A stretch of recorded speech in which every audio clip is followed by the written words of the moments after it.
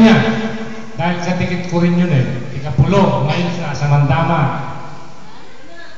Nagpapirma siya.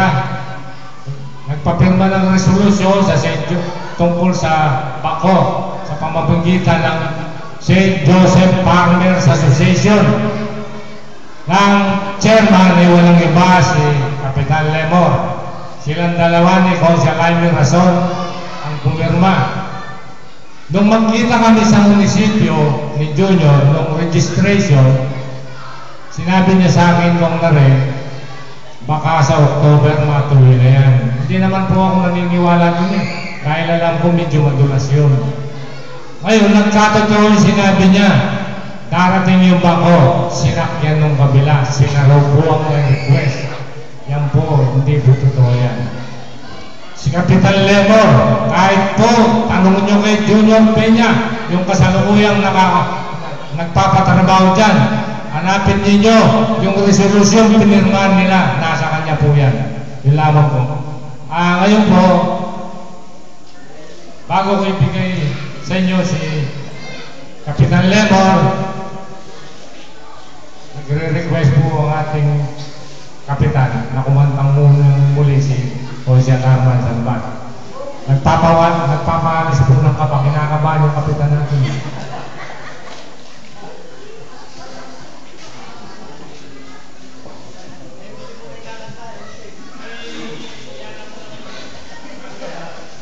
Walang kanta dyan.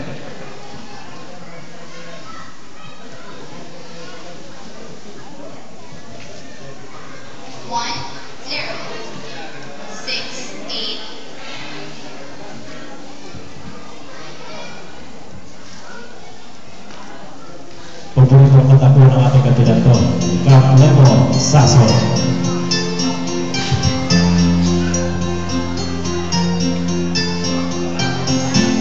Ikaw ang pag-asa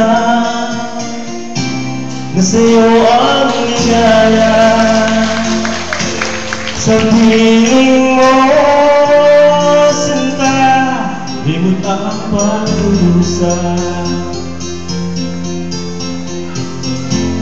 Madilim na kahapon, di ko na alala. Dahil sa'yo, sinta, buhay ko ay nagbago.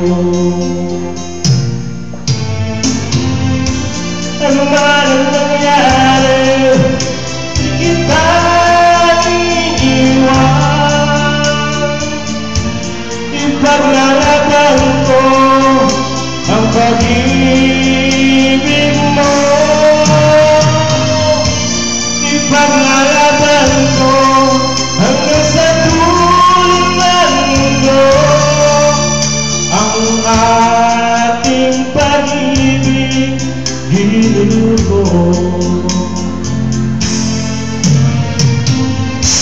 Ano man ang nangyari, di kita iiwan.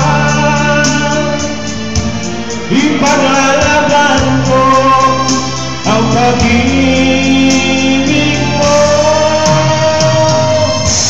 Ipaglalaban ko hanggang sa dulo ng mundo ang ating pag-ibig, giliw ko.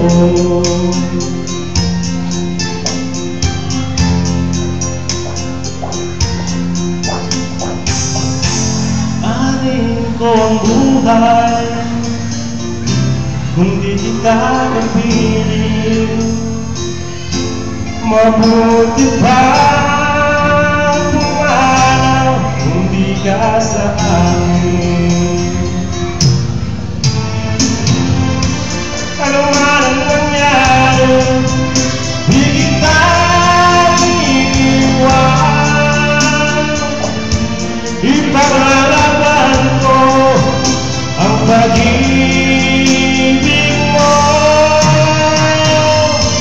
Ipaglalaban ko